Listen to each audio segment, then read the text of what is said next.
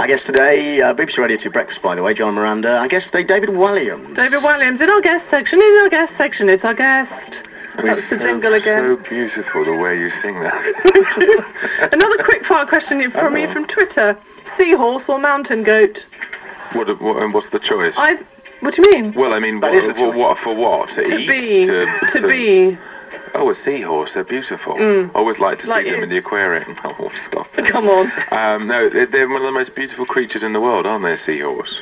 Are they? I think so. Yeah, if you go to the aquarium and look, you can't believe how beautiful they are and why nature created something. Why are you holding your hand like that? To show you the size of a seahorse. Okay. I can only show you and John. Unfortunately, I can't show the listeners at home. There's a webcam behind you if you want to turn around and show the size of a seahorse. There we are. It's about that sort of size. What's that, 5 inches? Is they that small, actually? Well, no, I think they could be smaller. Okay. I think they say the different size. I think really we should devote the rest of the show to discussing seahorses. Any in the channel? I'm linking everything. Yeah, Tim Vine yesterday ate a banana for the first time on air. Well, I didn't eat a banana until I was about 11 because I decided I didn't like them. Did you ever do this when you were a kid? No. It was just food. I don't like that. Right. And so I don't like bananas, having never ever had one. And then I had one. I thought, oh, that's quite nice. Quite nice. So why did Tim not eat a banana? Because his mother didn't like them when she was pregnant, and then didn't have them in the house. I think Tim's 41 now. Something like that, yeah. But he did he peeled it, he took a bite of it, and a stringy bit of banana went down his chin, and he freaked out quite badly. I don't like the stringy bits. Is there anything that you haven't done that you'd like to do on air now? Oh, be careful. For the first time. What could I do? I don't know. What have you got? What have I got? I've got a corn thin, a sort of rice cakey thing. Have you had one of those? Before? Probably, yeah. It doesn't really sound very interesting. Well, if you think of something, let I know, but you could have maybe let me know like in advance, and then there would have been something that I could have prepared. The thing I haven't done for very many years is eat beetroot. Okay. Because when I was very young, I was made to eat some, and then I was sick. And so when I smell beetroot, it makes me want to vomit. Well, if anyone in the Radio 2 building happens to have some beetroot on them, it's like an experiment, some sort of an aversion experiment we can do. So a lot of people on Twitter asking about Doctor Who. Was it what was it like? Well, I was a massive Doctor Who fan as a kid, and Tom Baker was my doctor, and not my actual doctor, but he was the doctor I grew up watching. That would be really weird. And so and I watched it. I had the toys, the annuals, everything. Completely loved it. So I really wanted to be part of it, and obviously we got Tom to do the voice in Little Britain of the narrator. And then suddenly I got the call, but I was thinking, it's a bit overdue. This series has come back for about 5 years. I think me and Matt were checked out for something years ago and we couldn't do it because we were on tour.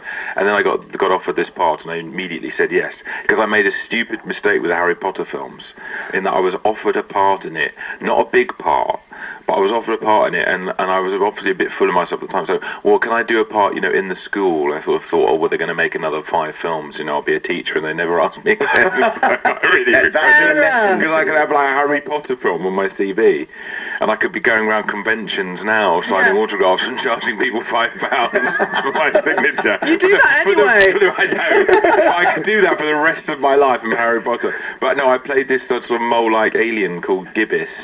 Did you see it? I haven't seen it obviously yet. not, no. I haven't seen it but yet. It's on just before Strictly, so you think you'd... I'm just so excited. Anyway, but I loved it, and Matt Smith is a really fun guy, but they never saw me out of the makeup until the last night we went out for dinner. Because scream. Well, no, because I was actually... Did they not know what you looked like? Actually more horrifying out of the makeup. No, but I had to get in at like 5 a.m. and then couldn't leave till 9 p.m. because they have to take the makeup on and off. Yeah, you see, I wouldn't like that. I feel claustrophobic, but like getting in a lift, that would be the equivalent of getting a lift. No, but I loved it. But it was quite a comic part. But I just felt like I don't want to be the person that ruins Doctor Who. I imagine that would probably be you. Because you know what I mean? It's not meant to be, it's meant to be exciting and scary, and really they shouldn't have too many comedians in it, because that's when it went wrong first time round. I know what you mean. It started to become like an entertainment show in the sort of late 80s. Well, the advantage of casting me, if Doctor Who are listening, is that you don't need to do prosthetics. Here I am. What sort of monster would you be?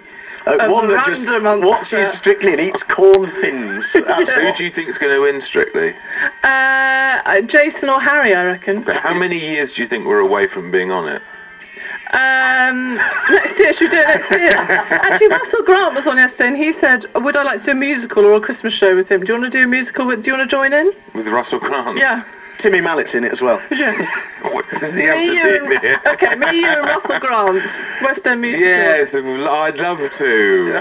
What would it be? What would it be? 42nd Street? Yes. Can you sing and dance? I think we've established whether she can sing or not quite early on in this. If you were a lady, this is on Twitter, David, if you were a lady, what name would you choose? Miranda. Oh, isn't he nice? Yeah. No, normally if you're a transvestite or something, you have your own name. And, you know, like David, and it becomes like Davinia or something. Yeah. And that's what my mum and dad called me when I was young. Because I used to have this, my uncle bought me this silk dressing gown when he went on his travels somewhere. And he used to come down to breakfast in this rather extravagant silk dressing gown. And they used to call me Davinia. That is lovely. There's a scoop. That is a showbiz scoop. I like to think you still come down to breakfast in a silk dressing gown now. Yeah, good. I'd like to see you swim the Thames in a silk dressing gown. Oh, naughty. David, thank you so much for coming in. Thank you. I'm going already? Love you, yeah. Yeah, time's up. Get out of here. Blimey. David Walliams. BBC Radio 2 Breakfast with John and Miranda. Here's Gladys Knight and the Pips.